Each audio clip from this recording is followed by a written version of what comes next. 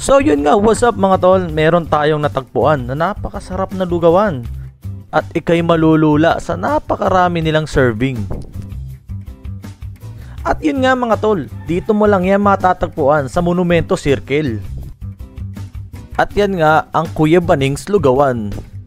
Ito ang mga tokot baboy nila na napakarami na umaapaw. Meron din silang mga lumpia, itlog at mga mami. Grabe mga tol, napakadaming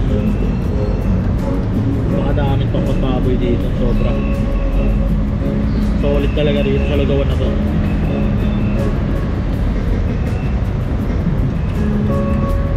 Ang quality na lugaw rito.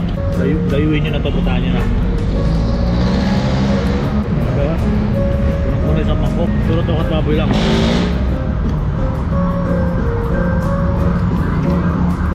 At syempre mga tol, hindi lang tayo ang nag-vlog ng lugawan na to. Marami nang pumunta dito ng mga food vloggers tulad ni Choy Show, Tikim TV, Kuya Dex at marami pang iba. At syempre, hindi magpapauli ang JM Motovlog.